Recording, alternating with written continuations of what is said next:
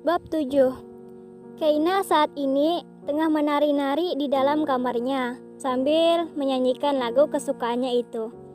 Perasaannya sangat bahagia karena akan menikah dengan pria pujaannya. "Keina, apa kau sedang bermimpi?" gerutu Keina, menepuk-nepuk kedua pipinya tak percaya. Karena sudah lelah akibat menari-nari, Keina memutuskan untuk tidur. Pagi hari, saat ini Keina masih tertidur dengan sangat nyenyak. Ia terus saja memimpikan wajah Rafa yang akan bersanding dengannya di pelaminan nanti. Sedangkan di luar, saat ini utusan dari Rafa baru saja tiba di pekarangan rumah William. Ayah dan ibu tiri Keina menyambut utusan dari Rafa dengan sangat baik. "Saya kesini hanya ingin menjemput Nona muda," ucapnya datar, yang langsung ke intinya, karena ia tidak suka berbasa-basi. "Baik, sebentar saya panggilkan Kainanya dulu," balas Andin lembut. "Silakan duduk dulu, sepertinya anak saya belum bangun," ucap ayah Keina mempersilahkan duduk di kursi mehong. Utusan dari Rafa itu sama sekali tidak mendengarkan ucapan dari ayah Keina. Ia hanya berdiri saja sambil memainkan ponselnya.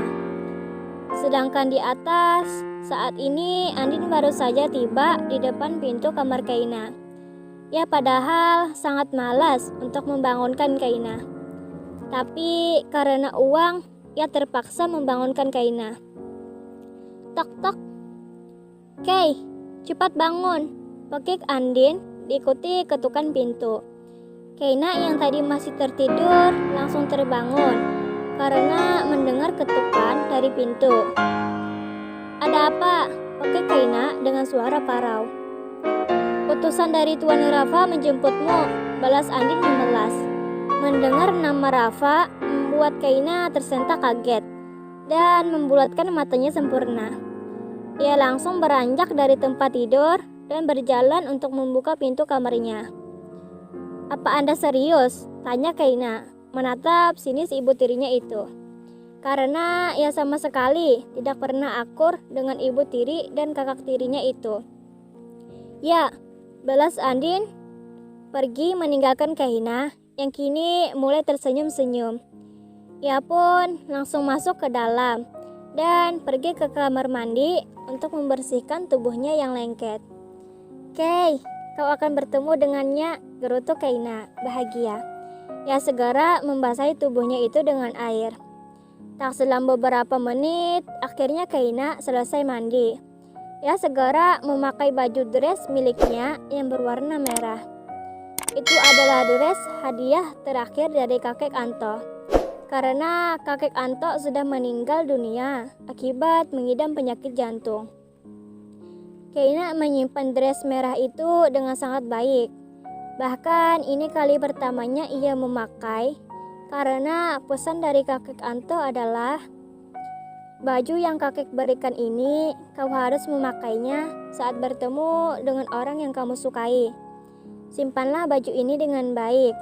Jika kau sudah memakai baju ini, maka setelah itu jika kau merindukan kakek, pakailah baju pemberian kakek ini," ucap kakek Anto. Keina menatap baju pemberian dari kakek Anto dari pantulan cermin dengan sendu. Tiba-tiba saja air matanya lolos dari pelupuk matanya itu. "Kek, aku sudah bisa memakai baju pemberianmu ini. Ini sangat indah, Kek," gerutu Keina lirih. "Aku merindukan kakek," lirihnya. Ia pun segera bersiap-siap merias wajahnya itu. Keina memolesi wajahnya dengan sedikit make up karena ia kali ini akan berpenampilan beda dari biasanya. Keina mengikat rambutnya dengan ekor kuda karena gaya rambut seperti itu adalah kesukaannya sejak mengenal kakek Anto. Karena sudah siap dengan penampilannya, Keina segera turun ke bawah dengan memakai sepatu yang juga hadiah dari pemberian kakek Anto. Arman yang melihat putrinya turun dengan penampilan sangat cantik langsung tercengang tak percaya. Karena tak biasanya putri kandungnya seperti itu. tapi tidak dengan ibu dan anak itu. Mereka berdua menatap Kaina dengan intens. "Aku sudah siap," ucap Kaina yang baru saja tiba. "Berhati-hatilah nak," balas Arman. Kaina hanya mengangguk dan segera berpamitan dengan ayahnya itu. Sedangkan pada ibu dan kakak tirinya hanya melirik sekilas. "Saya permisi," ucap pria yang tadi menunggu Kaina. Mereka berdua memasuki mobil hitam yang sangat mewah. Kaina tak henti-hentinya membayangkan saat ia nanti menikah dengan Rafa. Kaina menatap jalanan dengan bibir yang terus tersenyum. Ini adalah hari yang bahagia baginya, karena akan bertemu dengan Rafa. Ting! Pesan tiba-tiba saja masuk di handphone milik Kaina. Ia pun segera membuka handphone miliknya itu. Kakak bisa ke markas. Mereka semua merindukan kakak, Alvin." Itu adalah pesan dari Alvin, karena Kaina sudah 1 minggu tidak menemui mereka semua di markas. "Kakak hari ini nggak bisa ke markas, Pin. Nanti kakak usahakan ke sana ya," balas dari Kaina. "Iya kak," balas Alvin yang sepertinya menunggu balasan dari Kaina dari tadi. Terima kasih, jangan lupa subscribe, like, komen, dan share ya. Dadah.